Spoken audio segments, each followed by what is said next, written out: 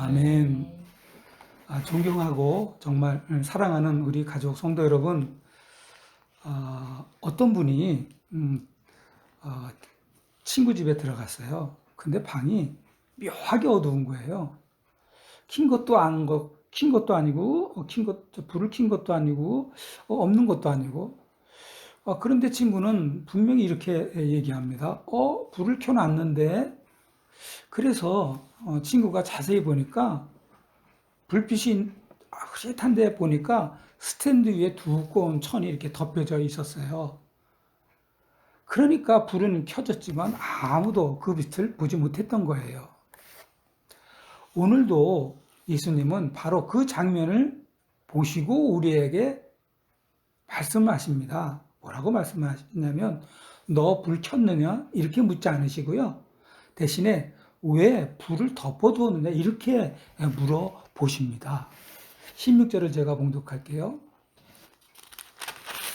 누구든지 등불을 켜서 그릇으로 덮거나 평상 아래에 두지 아니하고 등경 위에 두나니 이는 들어가는 자들로 그 빛을 보게 하려 함이라. 아멘이죠. 아멘이죠. 예수님은요, 등불을 켜서 숨기는 사람이 없다 이렇게 이야기를 시작하는데요. 너무나 당연한 얘기 아닌가요? 그러나 여러분, 등불을 켜서 숨기는 사람은 없다 이 당연함이 사실은요, 신앙에서는 자주 무너지는 사실입니다. 우리는 불을 켭니다, 분명히.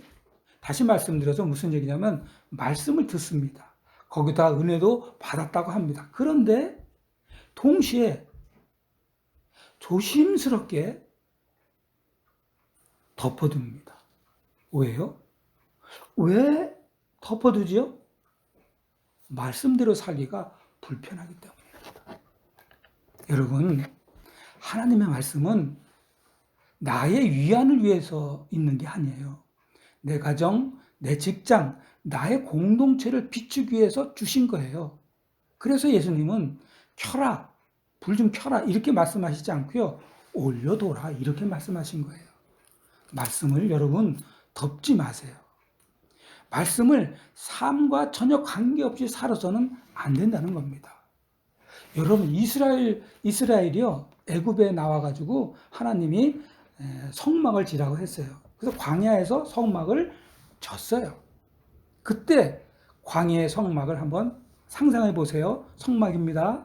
그런데 하나님은 등잔대를 이렇게 구석에 두지 않고요 한 가운데 두셨어요. 왜요? 빛은 가장 잘 보이는 곳에 놓을 때 자기 역할을 할 수 있기 때문이에요. 그런데 여러분, 만약에 등불을 켜서 그릇을 덮어서 숨거나 아니면 평상 아래에 숨긴다면 어떻게 해야 될 것 같아요? 이 말씀을 숨기는 순간, 이 불을 숨기는 순간 우리는, 여러분은, 저는 정말 아주 최악의 상황과 맞이할 것입니다. 말씀의 종이 아니라 여러분이 말씀의 주인이 돼버리는 거예요. 그리고 말씀을 내 상황에 맞게 조절하고 맞추고, 그리고 내 손에 이게 손해가 되나? 이익이 되나? 이렇게 계산 아래 두기 시작합니다. 결국 이게 무슨 말이에요? 등불은 말 아래 내려 놓았다는 거죠. 아리마다 요셉은요, 처음에는요, 예수님을 따랐어요. 그렇지만 절대로 드러내지 않고 조심스럽게 드러내지 않고 따랐어요. 그래서 밤에 나타난 거예요. 아리마다 요셉은. 왜 그랬을까요? 두려웠기 때문입니다. 그러나 여러분, 예수님이 십자가에서 돌아가시고, 그리고 십자가 앞에서 그의 믿음은 더 이상 숨길 수가 없었어요. 그는 사람들 앞에 나가서 예수님의 시신을 달라고 요청까지 하게 됩니다. 그런데 여러분, 우리는 어떻습니까? 회사인은 어떻고 우리는 교인이라고 굳이 말 안 해요. 왜 안 합니까? 괜히 피곤해질까봐 그러는 거 아닙니까? 여러분, 빛은 안전한 곳에 둘수록 쓸모는 점점점 잃어집니다. 예수님은 위험을 야, 너 감수해 이렇게 말씀하지 않으세요. 다만 빛의 자리에서 내려오지 말라고 하실 뿐이라는 거예요. 지금 내 삶에서 가장 위에 놓여 있는 자리가 혹시라도 나의 지혜, 나의 계산, 나의 경험이라는 이름으로 말씀을 가려두고 있는지 다시 한번 잘 마음으로 지금 점검해 보세요. 그리고 예수님은 17절에 이렇게 말씀을 하십니다. 이것도 제가 봉독할게요. 숨은 것이 장차 드러나지 아니할 것이 없고, 숨은 것이 장차 드러나지 않는데, 드러나지 아니할 것이 하나도 없대요. 다 드러난다는 것이요. 또 감추인 것이 장차 알려지고 나타나지 않을 것이 없느니라. 모든 게 다 백일하에 다 오픈된다. 이런 얘기예요. 예수님은 숨긴 믿음은 결국 어떻게 되냐면 드러난다. 여러분, 나는 믿음이 없어서 어떡하지? 걱정하지 말라는 거예요. 예수님은요, 숨긴 믿음은 결국 드러날 수 있고 드러난다고 지금 말씀하시는 거예요. 이거는 여러분이 하는 게 아니고 예수님이 그렇게 해 주신다는 말씀이세요. 이게 예수님의 말씀이에요. 숨은 것이 장차 드러나지 아니할 것이 없고 감추인 것이 장차 알려지고 나타날 것이 없다. 이 믿음입니다. 그리고 예수님은 한 걸음 더 나가서 이렇게 말씀하세요. 감추인 것이 드러나지 않을 수 없다고까지 하십니다. 이 말씀은 여러분, 다시 말씀드리지만 야, 너 그러면 안 돼 하는 경고의 말씀이 아니라 현실에서 아까 말씀한 대로 믿음이 드러날 수 있도록 하나님께서 예수 그리스도께서 도와주신다는 의미입니다. 그래서 하나님은 진리는 숨겨진 상태로 죄송하지만 완전히 안 돼요. 하나님은 반드시 언제나 하나님의 때에 드러내게 하시는 분이십니다. 그래서요, 베드로 얘기를 해드릴게요. 자, 베드로도요, 예수님이 신문 받기 위해서 끌려간 대제사장 집에 뜰까지 들어갔잖아요, 베드로가. 그날 워낙 추우니까 뜰에다가 불을 이렇게 피웠어요. 피우니까 불이 확 올라오면서 베드로 얼굴을 누군가가 봤어요. 그때 사람들이 이 사람 예수하고 함께 있었네 이렇게 말을 하자마자 냅다 도망가는 거예요. 도망갈 때 사람들이 너 예수하고 같이 있었지 하는데 또 아니라고 그러고 막판에는 아주 그냥 완강하게 부인까지 합니다.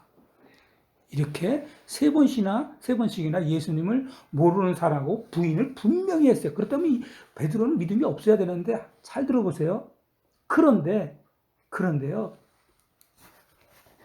베드로의 믿음은 숨겨진 거예요. 하나님이 이미 그 마음에 숨겨 주신 거예요. 부활 후에 갈릴리 바닷가에서 예수님이 베드로를 다시 부를 때 그 숨겼던 믿음이 확 일어나면서 베드로가 어떻게 합니까? 사명으로 평생 살다가 순교하는 그런 위대한 제자가 되지 않습니까?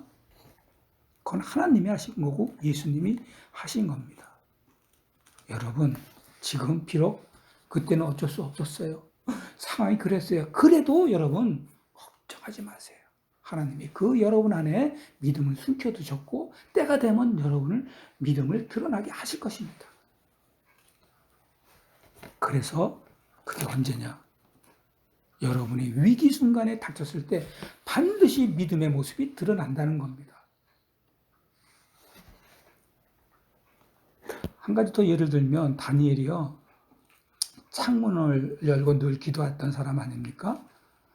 기도하는 모습이 들키면 죽을 수 있는데도 그런데도 창문 열고 기도하지 않았습니까? 왜요? 늘 하던 대로 창문을 열고 기도를 했다는 거예요. 무슨 얘기냐면 이 다니엘의 신앙은요, 위기 속에서 모두에게 다 보여졌다는 이야기입니다.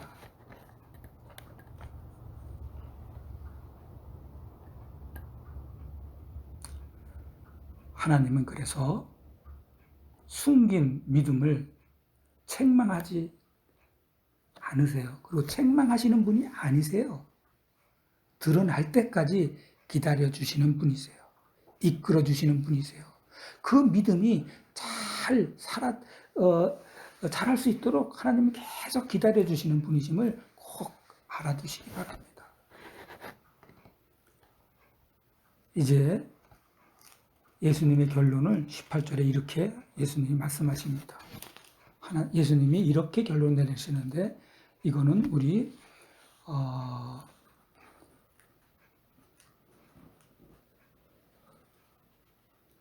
김진희 청년이 18절을 봉독해 주시겠습니다. 네. 그러므로 너희가 어떻게 들을까? 스스로 삼가라. 누구든지 있는 자는 받겠고 없는 자는 그 있는 줄로 아는 것까지도 빼앗기리라 하시니라. 아멘. 여러분, 예수님의 말씀의 결론은 이거예요. 하나님의 말씀을 어떻게 듣느냐, 이 말씀이에요. 어떻게 듣느냐에 따라서 인생이 갈라지는 거예요. 그래서 예수님이 그러므로 어떻게 듣는지를 스스로 삼가하라 이렇게 말씀하신 겁니다. 여러분, 말씀을 듣는, 지금같이 말씀을 듣는 순간이 아니고요. 듣고 난 이후에 갈라진다는 거예요. 어떤 사람은 말씀을 받아들이고 믿음을 갖는 반면에 어떤 사람은 말씀을 딱 거부해버려요. 판단하고. 그게 아닌데. 틀린 건데. 하나님의 말씀을 거부하고 불신하는 사람입니다. 어린 사무엘이요. 말씀을 많이 몰랐어요. 그러다가 하루는 하나님이 사무엘아 사무엘아 불렀어요. 그런데 이 말은 들은 사무엘은 엘리 제사장이 부르는 줄 알고 자꾸 엘리 제사장한테 가는 거예요. 그때 마지막으로 엘리 제사장이 하나님 부르시는구나. 그래서 사무엘에게 이렇게 하나님의 말씀을 듣는 방법을 알려준 겁니다. 뭐라고 알려주냐면 말씀하시옵소서 주의 종이 듣겠나이다. 이렇게 하거라. 하나님이 다시 사무엘아 사무엘아 이렇게 말씀을 했을 때 어린 사무엘이 이렇게 대답합니다. 주의 종이 듣겠나이다. 하나님의 말씀을 듣는 태도로 사무엘의 평생이 완전히 바뀝니다. 이날부터 사무엘은요 하나님의 말씀을 정확하게 주의 종에 되어서 늘 듣는 사람으로 변했다는 겁니다. 주여 말씀하세요. 주의 종이 듣겠습니다. 이렇게 말씀을 듣는다는 것은 여러분 우리 지금 설교를 듣고 성경책도 가끔씩 보고 하지만 이거 정보를 듣는 게 아니에요. 하나님에게 내 주장, 내 사상, 내 습관 모든 것을 다 내려놓는 일이 주여 말씀하시옵소서 주의 종이 듣겠나이다. 이런 태도이고 이런 말씀입니다. 반응입니다. 예수님께서요. 어느 날 부자 청년이 예수님을 따른다 그랬을 때 예수님이 뭐라 그럽니까? 너의 재산 다 팔아서 가난한 사람에게 주고 나를 따르라 이렇게 말을 했어요. 그런데 이 부자 청년이 어떻게 했습니까? 자기 생각으로는 아니 내가 부자니까 돈을 가지고 많은 사람 가난한테 나눠주고 그러면 좋지. 이걸 왜 다 팔아가지고 예수님을 따라가야 되지? 난 그렇게 못하겠어. 그래서 여러분 이 부자 청년은 성경에 분명히 단 한 푼도 아무것도 빼앗기지 않았다는 건 사실이에요. 그러나 결국 가장 중요한 것은 단 하나도 못 건지고 못 얻었다는 겁니다. 이런 거예요. 지금 우리 이 현대로 말을 바꿔서 얘기한다면 예수님의 말씀 참 좋은 말씀인데요. 지금은 좀 어렵습니다. 딱 이 말씀이라고 저는 생각합니다. 여러분, 말씀은요, 중립이 없어요. 중립으로는 하나도 믿음이 남지 않아요. 말씀에 순종하면 믿음이 자라고요. 믿으면 말씀이 그냥 사라지는 겁니다. 아주 재밌는 예를 들면 이거예요. 이스라엘 백성이 광야에서 하나님한테 매일 만나 먹으면서 살았잖아요. 그러니까 하나님이 주는 양식 때문에 생명을 보존할 수 있었다는 거예요. 그런데 희한한 게 아침에 일어나면 만나가 속이 쌓여요. 그래서 사람들이 어떻게 했냐면 이 만나를 내일 모레 것까지 먹을 것까지 다 모아가지고 내일 모레 것까지 이제 준비를 했어요. 모아서. 근데 어떻게 됐습니까? 만나는 쌓아두면 몽땅 다 썩어버린 거예요. 그래서 이스라엘 백성이 깨달은 게 뭐예요? 아, 만나를 매일 받아서 매일 하나님만 의지하면서 살아야 되겠다. 이걸 배운 거예요. 그런데 우리는 어떠나요? 우리는 나중에 할까요? 나중에 할게요. 지금 바쁩니다. 이렇게 한다면 여러분과 저는 하나님을 의지하지 않고 사는 그런 성도 아닌 성도인 그런 사람이 되고 말 것입니다. 오늘 말씀 중에 예를 들어서 말씀을 덮지 말고 꼭 말씀을 실천하면서 살아야지, 이런 마음을, 혹시 그런 마음을 가졌다면, 이런 생각을 했다면 미루지 마시고 꼭 실천하시기 바랍니다. 말씀을 이제 결론을 내릴게요. 존경하고 사랑하는 우리 가족 성도 여러분, 오늘 예수님은 더 많은 말씀을 준다든지 내놓는다든지 그러지 않으셨어요. 이미 켜진 등불, 이미 들은 말씀, 이미 마음에 걸리는 그 음성, 이제 덮개를 벗기라는 거예요. 마태와 마가복음에도요, 등불을 말 아래서 등경 위로 올려놓으라고 하십니다. 말씀은요, 삶으로 드러날 때 비로소 빛이 된다는 거죠. 야고보서 2장 17절에서도 보면 행함이 없는 믿음 뭐라고요? 그 자체가 죽은 것이라고 했습니다. 에스겔에서 보면요, 아주 기가 막힌 말씀이에요. 마른 뼈가요, 이미 시체가 돼가지고 뼈다박이 없는 그런 골짜기에 예수님이 에스겔을 데려갑니다. 마른 뼈가 가득하다는 것은 죽은 시체가 가득한 뼈다가 있는 그 골짜기에 하나님이 예스겔에게, 야, 너 내 말을 대언해봐라. 하나님 말씀을 들은 그 순간 많은 마른 뼈들이 순식간에 힘줄이 나고요, 살을 입히고 가죽으로 덮고 놓고 다시 살아납니다. 에스겔 37장 10절입니다. 내가 그 명령대로, 이건 에스겔이 예수님의 하나님 명령대로 대언하였더니, 말씀을 전했더니 생기가 그들에게 들어가매 그들이 곧 살아나서 일어나 서는데 큰 군대더라. 아멘, 아멘이죠. 하나님의 말씀은 빛입니다. 감춰질 수가 없는 빛입니다. 하나님의 말씀을 덮지 마세요. 우리 삶에서 살아 생동하는 말씀이에요. 온 세상을 다 살아나게 하고 살아나서 하나님의 군대가 된다는 말씀입니다. 저도 제가 가장 힘들 때 교회 가서 설교 말씀으로 힘을 얻고 다시 일어날 수 있을 때가 참 많습니다. 그래서 제 경험으로는 하나님은 내가 힘있게 일할 때가 아니더라고요. 제가 마른 뼈처럼 힘들고 누워있을 때 말씀을 꼭 주시더라고요. 그때 말씀은요, 그냥 가슴으로 팍 바로 들어오더라고요. 여러분도 저처럼 힘들 때, 제가 뭐 다 할 수는 없겠지만 너무나 기가 막혀서 눈물도 나지 않을 때 설교 말씀으로 힘을 얻기 바랍니다. 하나님의 말씀은 우리의 마른 뼈 같은 죽은 심령을 살아나게 하시는 놀라운 생명의 빛과 같은 말씀이십니다. 오늘 우리 말씀의 빛을 보러 온 것이 아니에요. 빛 아래 서기 위해서 이 예배의 자리에 온 겁니다.